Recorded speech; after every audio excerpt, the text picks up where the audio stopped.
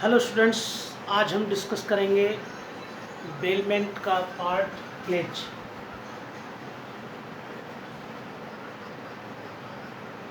Pledge sections 172 से 181 pledge से related है।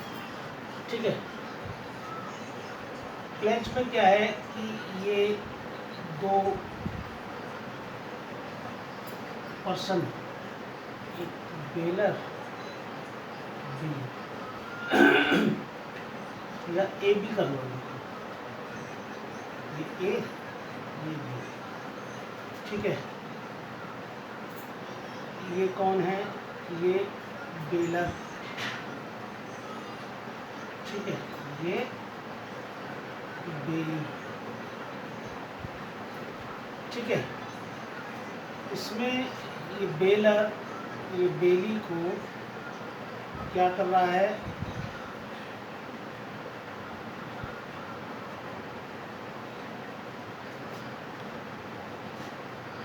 बेलमेंट ऑफ गुड्स कर रहा है। ठीक है,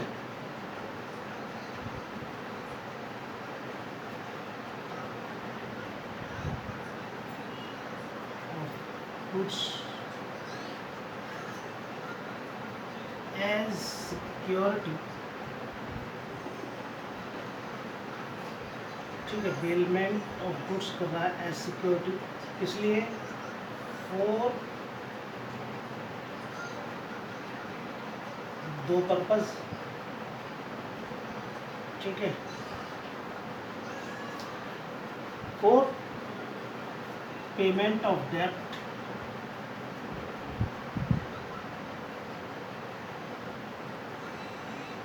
और परफॉर्मेंस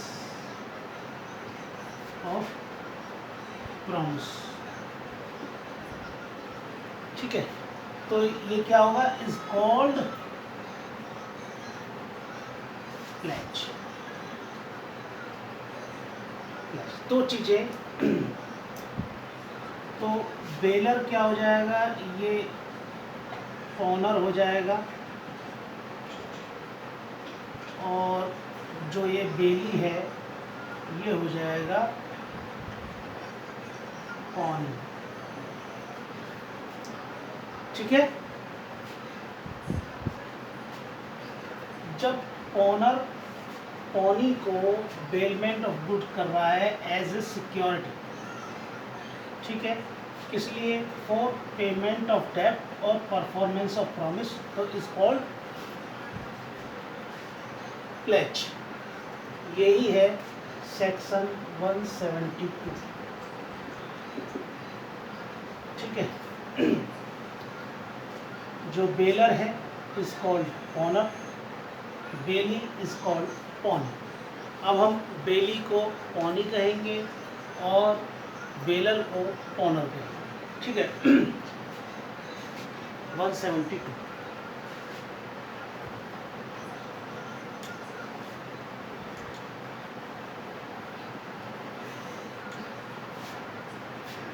प्लेज पढ़ रहे हैं, हमें ये डायग्राम ध्यान रखना चाहिए कि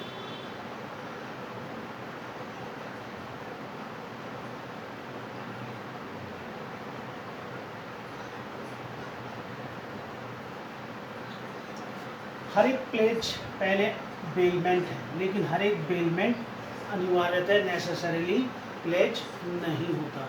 यानी कि प्लेज क्या है? बेलमेंट का ही एक टाइप है।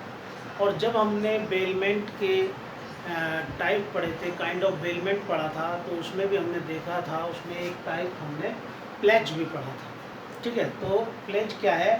बेलमेंट का ही एक प्रकार है। यानी कि हर एक प्लेज पहले बेलमेंट है, लेकिन हर एक बेलमेंट कॉन्ट्रैक्ट ऑफ बेलमेंट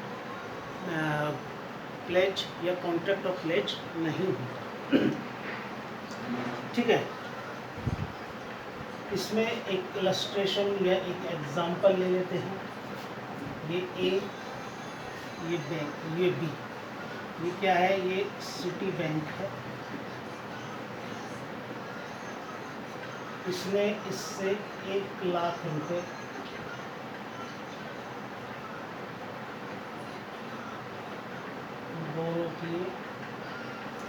ठीक है, जिसके एवज में इसने अपने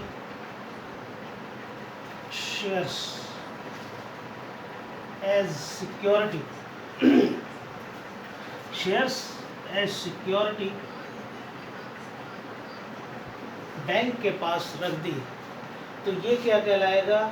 ये कॉन्ट्रैक्ट ऑफ बेलमेंट कहलाएगा। ठीक है, या इसको इस तरीके से भी समझ सकते हैं, ए बी। बी ने ए से 5 लाख रुपए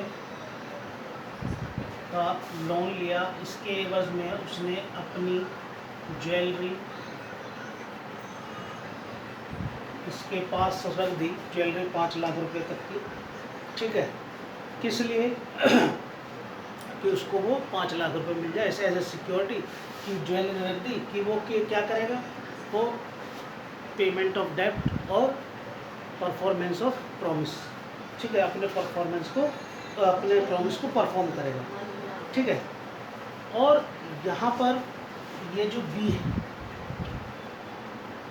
ठीक है, ऑन, इसका ये राइट है कि जब तक इसको पैसा ना मिल जाए, पूरा पैसा ना मिल जाए, तब तक ये ज्वेलरी को अपने पास रखे।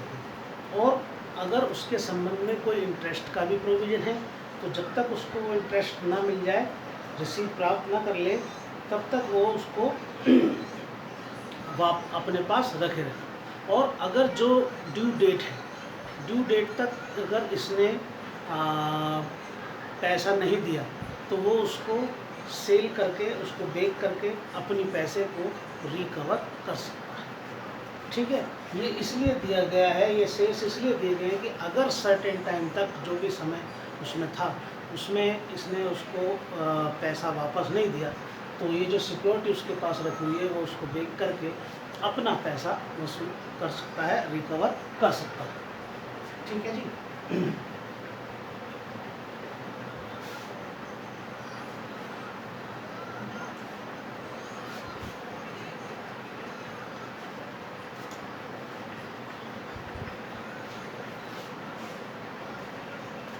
जो कॉन्ट्रैक्ट ऑफ प्लेज है, इसमें दो बातें, ठीक है, दो बातें आपको ध्यान रखनी है।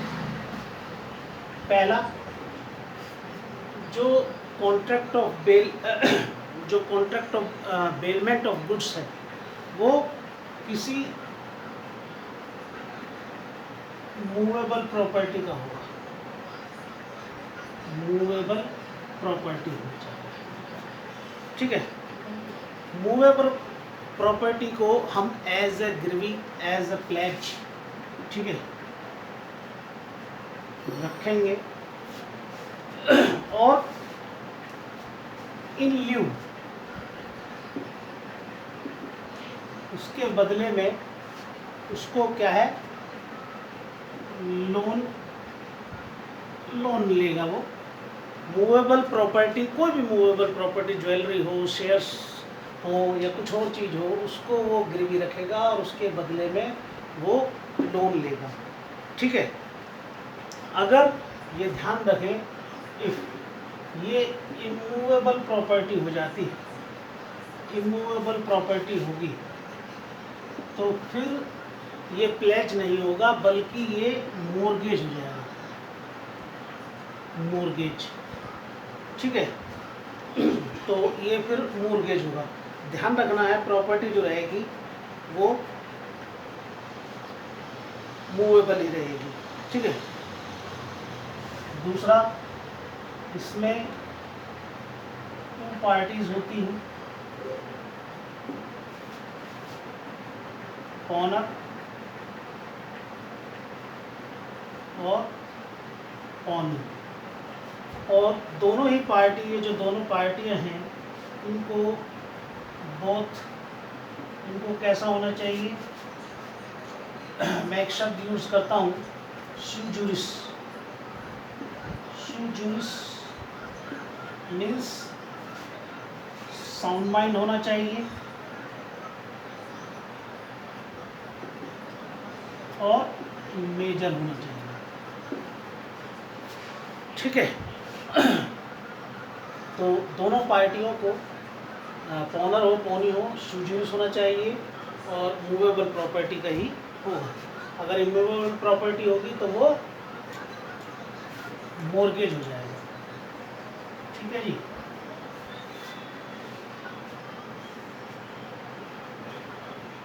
अब जो प्लेज है और बेलमेंट है,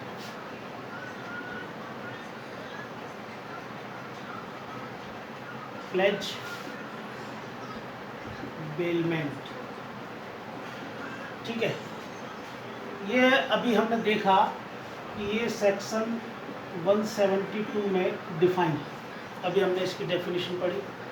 और बेलमेंट कहाँ है? बेलमेंट सेक्शन 148 में डिफाइन है। ठीक है।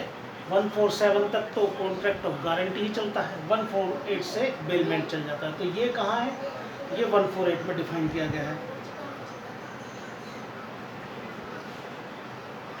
इसमें बेलमेंट ऑफ गुड्स जो है किसी स्पेसिफिक पर्पस से किया जाएगा। ठीक है। स्पेसिफिक पर्पस क्या है? नंबर 1, परफॉर्मेंस ऑफ प्रॉमिस, ठीक है। या फिर दूसरा सिक्योरिटी ऑफ लोन इसमें। और जबकि बेलमेंट में बेलमेंट ऑफ गुड्स जो किया जाता है वो किया जाता है for other purpose, other purpose, ठीक है। एक्सेप्ट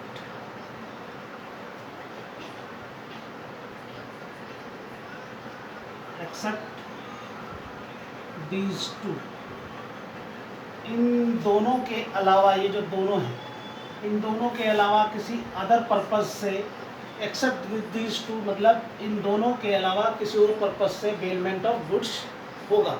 ठीक है। और इसमें स्पेसिफिक पर्पस से होता है कौन सा? परफॉर्मेंस ऑफ प्रॉमिस और सिक्योरिटी ऑफ लोन।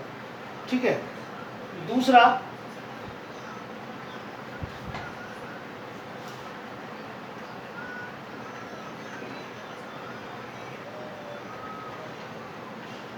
पॉनी को ये राइट होता है कि वो उसको गुड्स, बेलमेंट ऑफ गुड्स हुआ है, उसको सेल कर सके, उसको बेच सके। जो गुड्स प्लेज हुए हैं उसको बेच सकता है, उसको राइट है। ठीक है। इसमें इस संबंध में जो बेलमेंट ऑफ गुड्स है, जो गुड्स बेल्ड हुआ है, उसको बेलर को बेचने का यहाँ पर कोई राइट नहीं होता।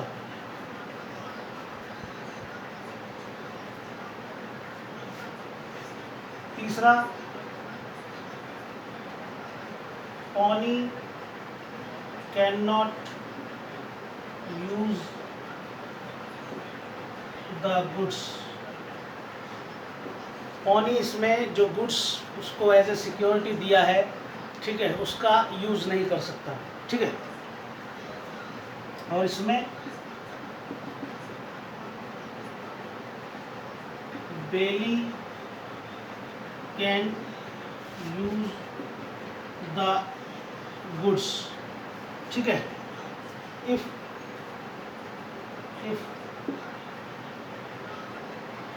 Permitted by baler. अगर बेलर परमिटेड कर दे तो बेली सामान का यूज़ कर सकता है, लेकिन इसमें वो सामान का यूज़ नहीं कर पाएगा। इसमें पॉनी को राइट होता है सामान को बेचने तक का, बेच करके वो अपना पैसा वसूल कर सकता है। इसमें उसको बेचने के संबंध में कोई राइट नहीं होता। ये केवल दो पर्पज़ के लिए किया जाता है, परफॉर्मेंस ऑफ प्रॉमिस और सिक्योरिटी ऑफ लोन। और इसमें ये इन दोनों से अलग किसी पर्पज़ के लिए किया जाएगा। ठीक है स्टूडेंट्स, ओके, थैंक यू।